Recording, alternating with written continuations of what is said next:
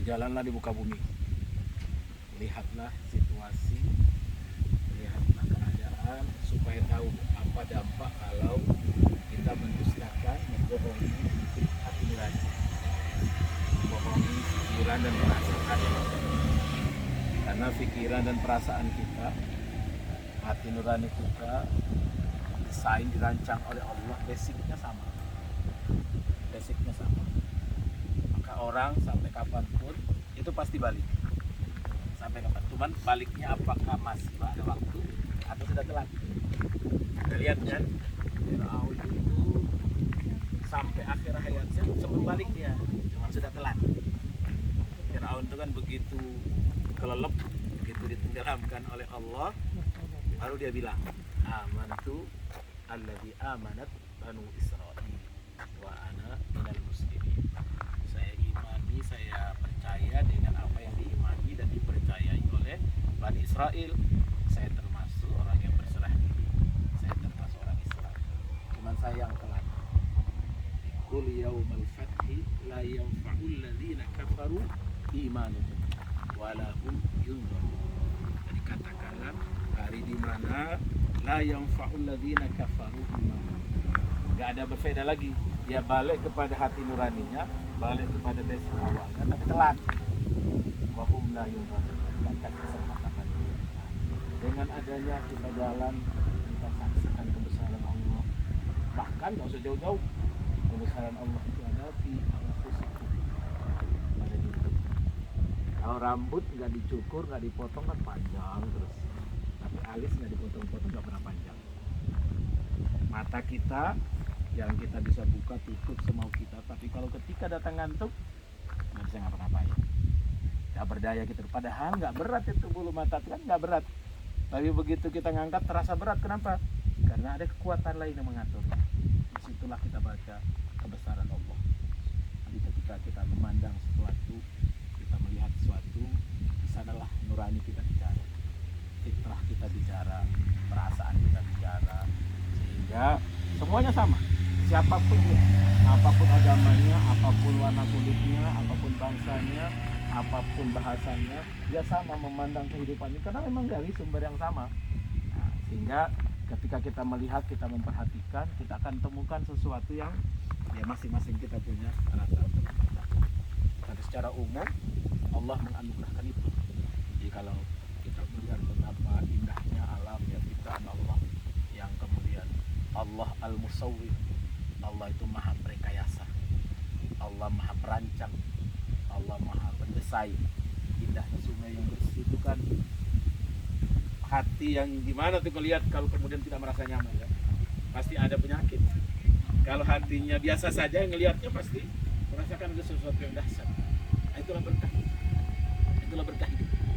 Dan keberkahan itu Allah berikan kepada siapa saja yang mencoba untuk merasakan, menikmati, kemudian dengan syukur. Maka kalau berkah itu dalam bahasa agama itu namanya ziyadatul khair, bertambahnya kebaikan. Kalau dalam istilah itu disebut subutul khair fi syai'. Jadi menetapnya, kokohnya satu kebaikan pada sesuatu. Ibu punya suami, punya anak, ya itu juga. Tapi kan kebaikan itu bertambah. Orang pasti ada masanya bosen, pasti masa istilah sekarang itu khawatir, kemudian apa sih istilahnya itu.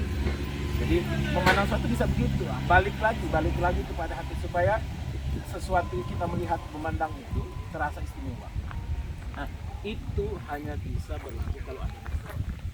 Dan ternyata Nabi Shallallahu Alaihi Wasallam itu mendoakan keberkahan itu buat umatnya, buat berikutnya sejak pagi hari. Allahumma barik li ummati fi bukuri. Ya Allah, berkahi umatmu di awal pagi. Hanya kenapa kita pagi itu disuruh bangun itu tersenyum, bangun itu dengan gembira, bangun itu dengan rasa bersyukur, kalau perlu bersedekah. Karena tiap hari itu dua malaikat turun. Tiap hari dua malaikat turun. Malaikat pertama berdoa, Allahumma a'ti munfikan khalafa. Ya Allah, kasih tambahan kasih rezeki, bukakan pintu, munfikat orang yang berinfak pagi ini khalafa. Gaji mah kata tetap, rezeki yang beda. Gaji mah segitu-gitunya. Tapi ketika kita memaknai jadi beda. Ada orang sama dengan kita, tapi kok kehidupannya lebih nyaman. Rumah juga mungkin lebih gede kita, tapi kok dia enjoy saja. Anak juga makan dari sumber yang sama, tapi kok beda hasilnya. Nah, itu kan tergantung bagaimana kita memaknai. Kalau doanya ustadz belum tentu makbul. Doanya kiai, ulama, habib belum tentu diterima oleh Allah. Tapi doanya malaikat pasti diterima Allah. Dan tiap hari turun. Kebayang nggak kita turun bangun pagi, kemudian suami istri, ya mungkin sesuatu yang sering dilupakan. Nabi ngajarin tuh, uhibbuka fillah. Istri ngomong, saya mencintaimu karena Allah. Kemudian istrinya jawab, ahabbaka alladzi ahbabtani lahu. Semoga Allah yang membuat engkau mencintai karenanya itu juga membuat yang sama. Bukan indah sekali? Atau barakallah fiik, kita jawab wa fiikum barakallah. Semoga Allah memberkahi, semoga Anda juga demikian. Itu satu hal yang benar-benar terasa ketika kita memaknai hidup itu dengan kebesaran Allah, dengan nama Allah. Maka ayat yang pertama turun itu bukan disuruh kita sholat, bukan disuruh puasa, zakat dan lain sebagainya, tapi disuruh ikra. Ikra bismillah. Baca, perhatikan, kenali, renungkan, tapi ingat bismillah, pakai nama Tuhan, pakai nama Allah. Karena kalau baliknya ke situ, Allah lah yang, karena Allah yang desain, Allah yang rancang, itulah jambung. Karena ini kita ini kan makhluknya, Allah yang menciptakan, Allah yang mengubah, Allah yang menjadikan kita pokok seperti situ. Itulah yang kita undang, kita hadirkan. Nah, sebaliknya ada malaikat yang lain doanya, Allahumma a'ti mumsikan talafa. Ya Allah, tahan rezekinya orang yang pagi ini menahan. Ibu terima belanja dari suami, kalau bisa pagi hari. Kenapa? Karena bukan hanya ibu yang mendoakan, tapi malaikat ikut mendoakan.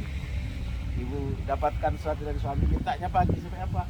Ya, selain ibu mendoakan dengan ikhlas, ya, malaikat mendoakan. Itulah keberkahan. Itulah yang dirasakan, itulah membedakan bahwa oh ini orang yang percaya kepada Allah, yang beriman, ini yang tidak. Ini yang mau bersyukur, ini yang tidak. Allah kasih pilihan, Allah kasih bebas kita untuk menentukan pilihan. Sehingga dengan merenung, dengan berjalan, kita memakan satu ayat. Allahumma barik lana bima razaqtana. Ya Allah, berkahi pada apa yang Engkau berikan kepada kami. Ya Allah, jangan sampai satu potong roti itu jadi penghalang buat kami ibadah. Satu teguk air jangan menjadi penghalang buat kami berbaik sangka dengan suami, berbaik sangka dengan tetangga, berbaik sangka dengan sahabat. Ya Allah, apa yang kami pakai membuat kami menjadi berkabur, kemudian menjadi sombong, menjadi lupa akan Tuhan. Tapi sebaliknya, nah itu kita harus minta sama Allah, harus mohon sama Allah. Allah, bayangkan, Allah itu nggak pernah ngukur ya. Kalau ibu-ibu kan sudah pernah haji ya, sudah pernah haji atau umrah. Di haji itu puncak ibadah, itu jadi suruh sholat. Bahkan sholat yang 4 rakaat dari 2 rakaat, yang 2 waktu dari 1 waktu kan. Artinya Allah nggak butuh secara jumlah rakaat, itu nggak butuh. Tapi Allah suruh apa kita di situ? Ngucapin la ilaha illallah wahdah la syarikalah lahul mulku wa lahul hamdu yuhyi wa yumiit wa huwa ala kulli syai'in. Dan itulah zikir yang paling utama. Apa maknanya? Itu la ilaha illallah wahdah. Tidak ada Tuhan kecuali Allah sendirian. La syarikalah. Tidak ada yang bersekutu dengan.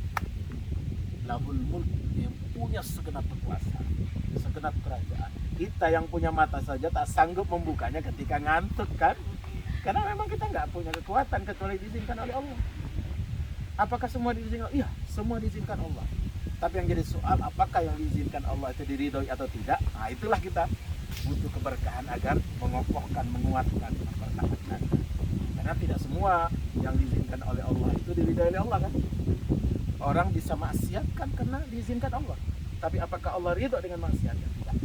Makanya sebagai orang beriman, kita mohon kepada Allah itu, Rabbi auzi'ni an ashkura ni'mataka allati an'amta 'alayya wa 'ala walidayya wa an a'mala shalihan tarda. Mintanya tidak cukup Allah izinkan, tapi Allah ridho. Allah ridho. Bayang nggak, ibu keluar rumah aja kalau nggak ada ridho suami kan pasti was-was. Aduh gimana yang ditanyain, aduh gimana nih, gimana kan gelisah. Mana dengan Allah yang punya semuanya, yang ngatur semuanya, milik semuanya, yang menguasai semuanya, yang menciptakan semuanya tanpa minta bayaran sedikit. Kita aja merasa kalau pelayanan bagus bayar itu rasanya tidak rugi kan. Kemarin kami naik pesawat dari Jakarta ke Dubai, itu kursi kan bertiga, ternyata satu orang nggak ada. Kami nikmat lapang. Begitu dari Dubai pesawatnya terbaru ya, Airbus terbaru yang lebar itu yang 2 tingkat itu, masya Allah penumpangnya kosong. Kami bisa tiduran tuh kursi panjang itu bisa. Tapi nikmat. Kadang-kadang susah kan, visanya lama keluarnya. Saya udah keluar, Pak Agus belum keluar. Udah deh saya ambil aja deh. Yang penting kita ke Swiss. Nggak apa-apa saya nggak ikut ke Inggris. Saya udah sabar. Insya Allah. Ternyata memang Allah nguji kan. Allah nguji. Belum bisa berangkat lebaran. Ternyata Allah kasih yang spesial. Memang nggak usah ke London. Harus datang ke Swiss dulu. Ketemu ibu-ibu dulu. Bisa menikmati indahnya alam. Bisa bertadabur. Bisa bercerita. Bisa berbagi. Bisa bercengkrama. Karena kadang-kadang kita justru mendapatkan keberkahan itu dari sesuatu yang kita nggak. Hal yang kecil sepele. Kadang-kadang mungkin kerikil, gara-gara kerikil kita terantuk jatuh, itulah kebaikan. Ternyata di depan kita ada kecelakaan. Kita telat, nggak usah ini gerupu sampai maki-maki kami. Kenapa? Pasti ada hikmah, pasti ada sesuatu yang disediakan Allah yang indah yang kita nggak tahu. Dan disitulah kita ngundang. Kita minta Allah supaya selalu nolong kita. Allah arahkan kita, Allah bimbing kita. Mudah-mudahan sekalian.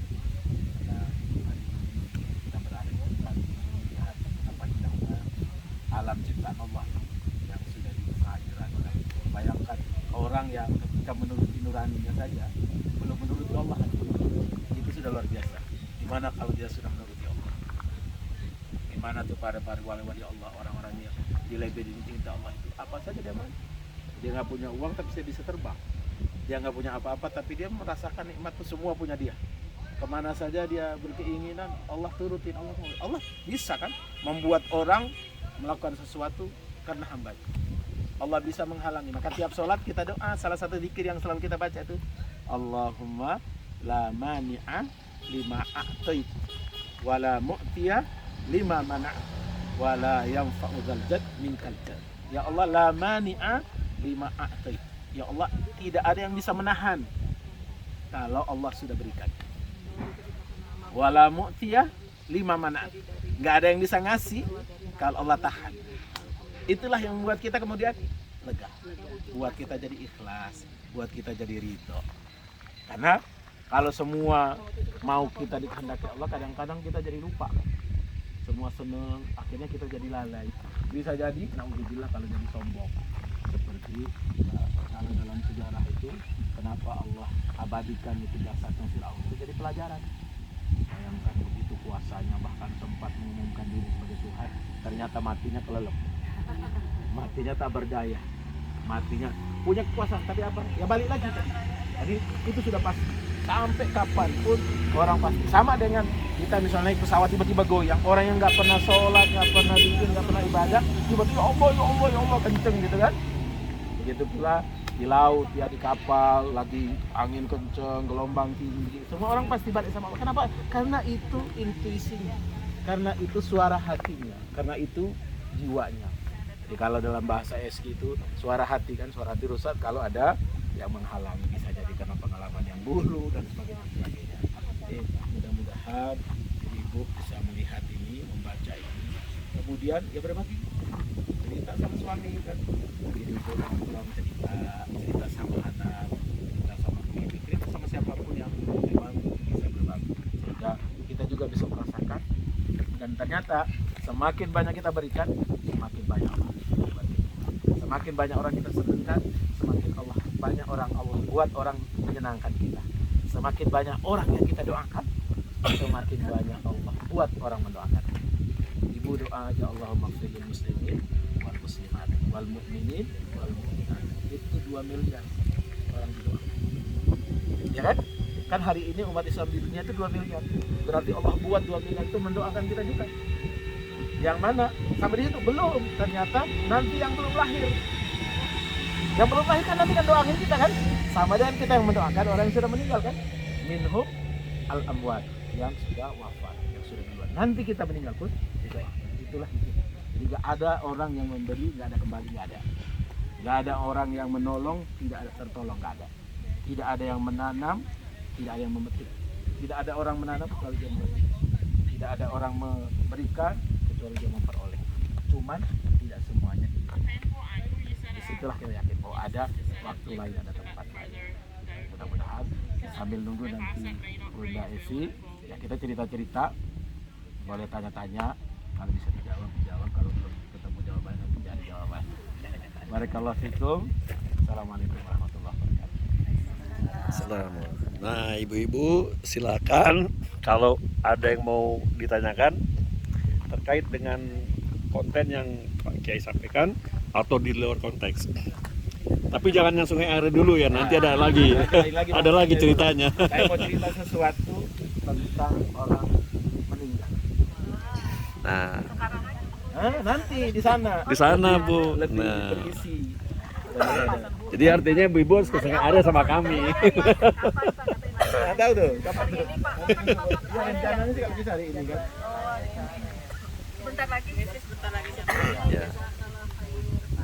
Iya tuh. Kalau bukan sesuatu yang baru tapi kita lagi Ya. lupa kalau nggak diingetin betul karena nenek tua sudah sadar bahwa semua orang Tapi nenek nggak ada yang masuk surga loh. langsung muda lah ya. Jadi tahu tiga lagi ya Pak ya.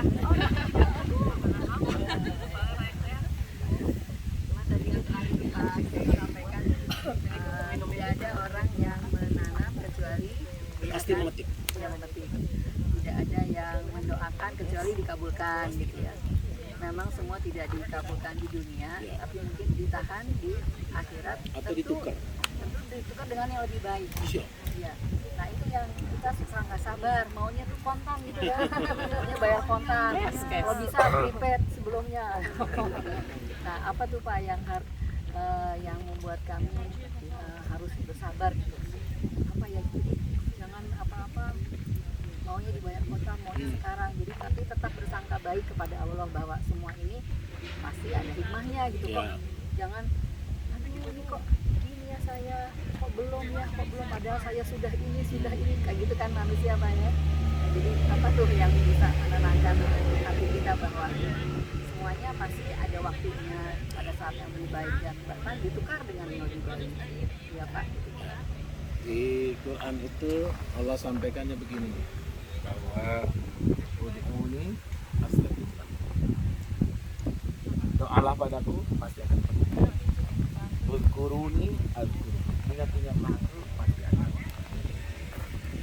Jadi syaratnya tidak ada apabila hamba-hambaku bertanya kepada Muhammad tentang aku, kasih tahu aku dekat. Puji budak matajai tidak ada.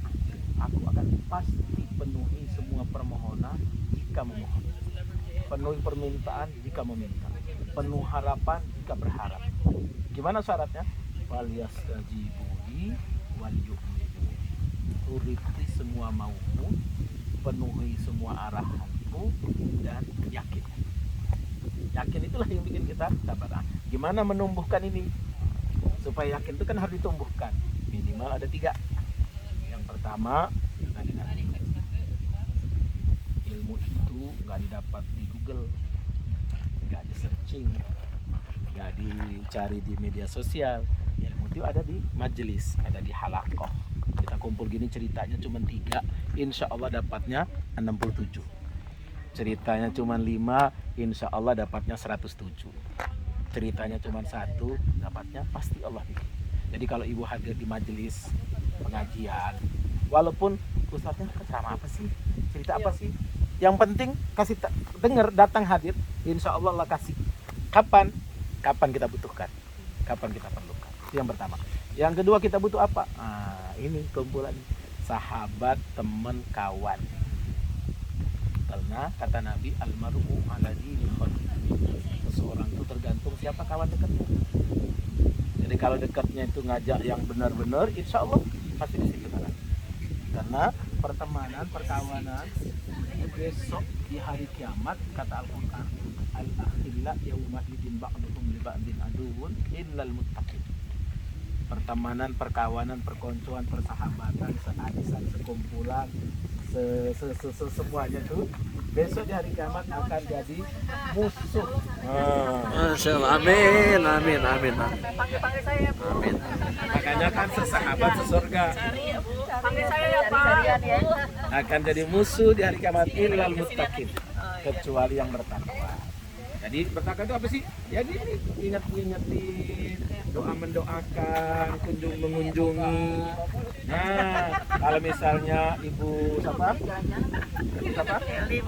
Ibu Eli masak kan dilebihin kuahnya, dikirim ke Ibu Eki. Dilebihin. Kan Bu Epi masakannya enak, sekali-sekali dikirim, tuh lagi dirantangin. Lalu yang ketiga, ketiga itu namanya suasana, lingkungan, keadaan.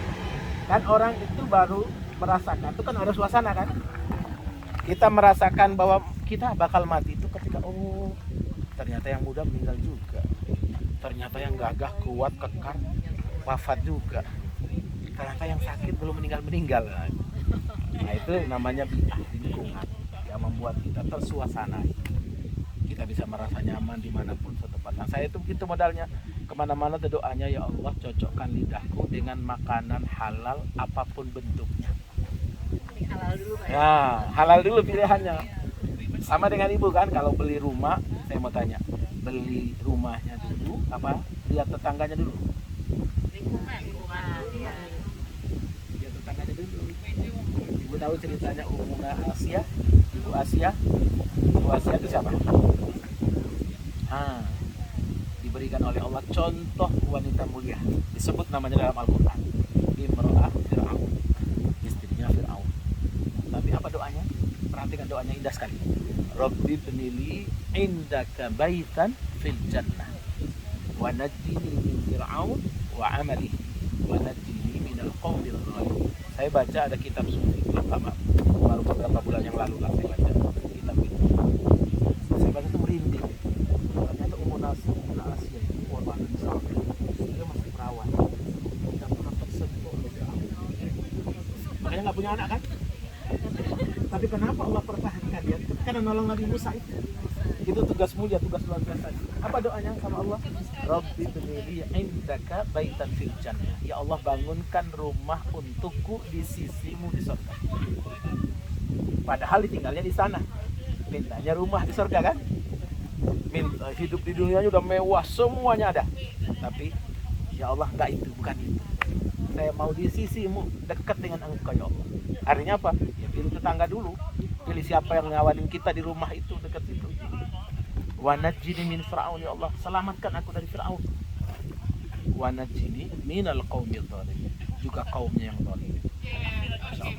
Jadi ada riwayat itu menyebutkan bahwa pemuda Asia itu diselamatkan. Ya kalau Fir'aun itu butuh istrinya, ya Allah mungkin mengganti dengan makhluk yang lain. Yang jelas beliau masih perawan sampai wafat. Begitu mulianya, sampai diabadikan oleh Allah dalam Al-Quran sebagai contoh perempuan terhormat, contoh perempuan bertakwa, contoh perempuan ahli surga. Kan disebut dua, Ummuna Asia dan ibunya Nabi Isa, Maryam bintu Imran. Nah, dua-duanya orang yang terjaga kesuciannya kan. Maryam tidak pernah menikah, tidak pernah tersentuh, bahkan berkenalan dengan laki-laki lain. Tapi Allah titipkan di rahimnya seorang anak yang kemudian menjadi nabi, menyeru kebaikan, menyeru kebenaran, menebar rahmat.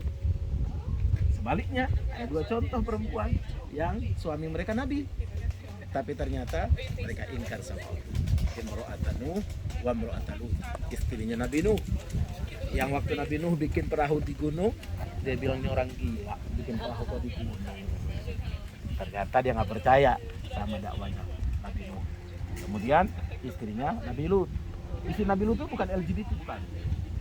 Dia juga tidak mendukung LGBT, tapi dia tidak mendorong suaminya untuk mengingatkan orang dari situ. Jadi pengaruh ibu kepada suami itu besar sekali. Maka manfaatkan. Kalau ibunya benar, ibunya lurus, ibunya baik, ibu pasti masuk surga. Tanpa suami yang baik. Tapi kalau suaminya sendirian baik, istrinya nggak baik, ditahan sama surga. Tunggu dulu, tanya dulu istrimu. Itu enaknya dari ibu, Bu. Di Quran ada surah An-Nisa, tapi nggak ada surah Ar-Rijal kan? Nggak ada. Ibu itu cuma modalnya. Pertama, idza shollat khamsaha, jaga salat lima waktu. Ya, kemudian sholat Ramadan, puasa Ramadan. Kemudian yang ketiga, jaga kehormatan. Sudah. Begitu masuk surga disuruh pilih, terserah mau pintu mana. Masya Allah. Enak banget kan? Bapak-bapak berjuang dulu. Nah gitu. Itulah enaknya. Makanya ketika berkeluarga itu ya sebahagia sesurga. Bahagia di dunia, insya Allah bahagia di surga. Karena rumah di dunia itu cuman ya tipuan doang. Semuanya kan merek, semuanya kan casing, luaran. Yang aslinya sesungguhnya nanti. Maka kita lebih mempersiapkan yang aslinya supaya begitu nanti di sana kita akan mengenali diri, kita kenalin sahabat kita. Jadi misalnya ada sahabat kita masih, si Anu belum kelihatan loh. Padahal itu teman pengajian saya, itu teman sekumpulan saya, teman arisan saya, teman ini saya. Boleh kita merekomendasikan. Baru Allah lihat, oh iya, pantas layak. Nah itulah hebatnya. Barakallahu fikum. Ada yang mau tanya lagi, Ibu silakan. Bu Evi, kita dari aja dulu lah. Apa Ibu, saya mohon maaf masak enggak apa-apa. Surga ya Pak. Mau dibawa lu buat teman-temannya. Kayaknya bekal baksi aja buat suami. Iya, 3 doang Bu. Sholat 5 waktu, puasa Ramadan, bakti sama suami. Udah. Pilih terserah surganya. Terserah tadi Allah bilang, Nabi bilang kan, terserah dia mau pintu mana mau masuk. Nah, ada yang mau tanya? Monggo. Jangan bisik-bisik ya. Silakan. Ya kalau berbakti sama suami, terus kalau suaminya berpoligami gimana? Apa kita harus terima juga, Pak Ustaz? Itu ujian hati, itu ujian perasaan. Yang pertama begini. Pintu yang kesekian. Pertama bahwa poligami itu halal. Poligami itu halal. Itu syariat Allah. Cuman orang sering salah paham. Salah paham di mana? Perintahnya itu bukan poligami. Poligami itu alternatif. Makhraj, dia pintu keluar dari alternatif. Jadi dia itu bukan pilihan utama. Tapi dia adalah alternatif. Untuk apa? Orang dulu itu istrinya lebih dari 4. Ada yang 10, ada yang 100, ada yang sekian banyak. Maka Allah kasih pilihan, jangan banyak-banyak. Karena sebaik-baiknya orang, seadil-adilnya orang di dunia, ketika dia istrinya 2 dan sempat berlaku adil tidak salah satunya, dia masuk surga juga tapi miring jalannya. Nyampenya lama. Jalan ke surga itu kan ada yang orang nyampe, ada orang yang tertati-tati, ada suaminya. Iya. Jadi kalau ibu sudah terlanjur misalnya suaminya begitu dan ternyata dia bisa, ibu cuma jaga supaya dia berlaku adil. Kalau belum, buat supaya dia tidak mikirin.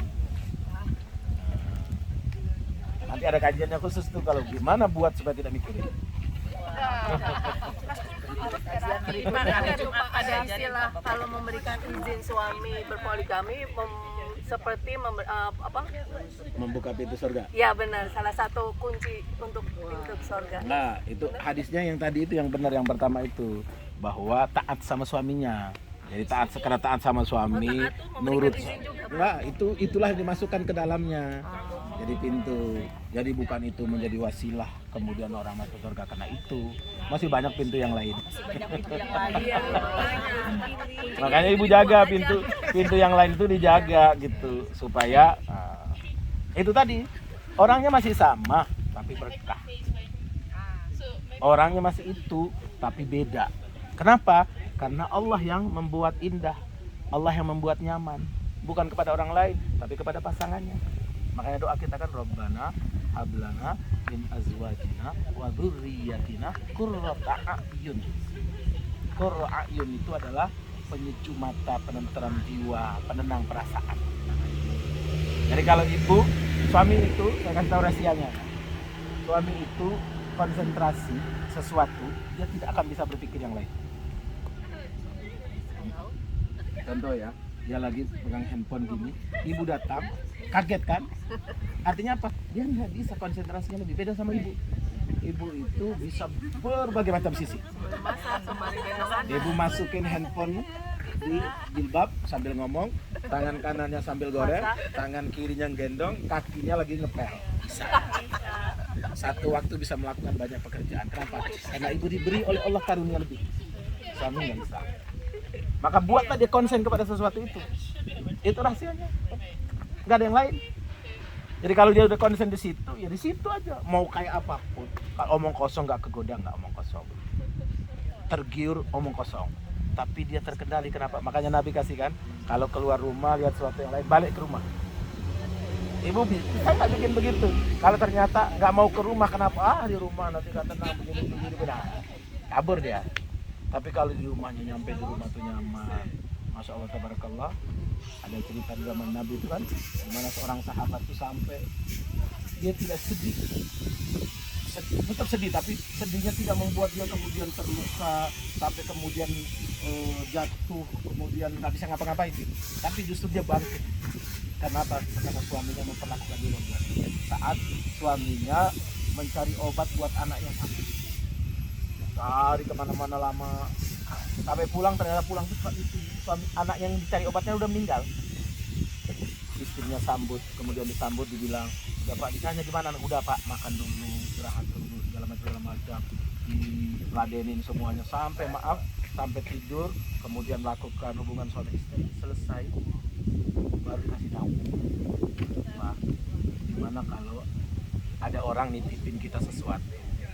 Kemudian sekarang sang penitip itu datang mengambilnya, gimana sikap kita? Ya kita kasihlah. Allah yang menitipkan anak sama kita itu sekarang diambil kembali oleh Allah. Ternyata apa?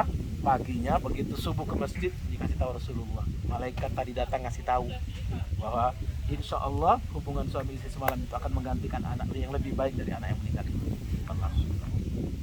Itu kan dia bisa membuat suami itu sampai nyaman, lupa bahwa sedang ngurus anaknya dan ternyata sudah meninggal.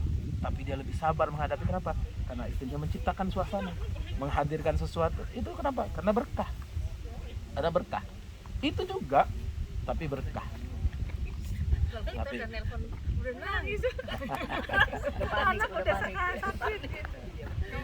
ada namanya Syekh Fatiakan dalam bukunya itu dakwah kami kemarin dan hari ini. Beliau sedang di mimbar ceramah, tiba-tiba datang kabar bahwa anak kesayangannya meninggal. Tapi dia tetap selesaikan dakwah. Nah, itu kan berarti dia percaya bahwa istrinya bisa mengurusnya dengan baik. Dia tahu bagaimana. Jadi kalau sudah terlanjur, ya ibu berbaik-baik aja sama suami. Kasih tahu juga suami, Pak, hati-hati loh Pak, kalau salah sedikit. Itu kalau jalannya ke surga, ternyata saking miring-miring beloknya.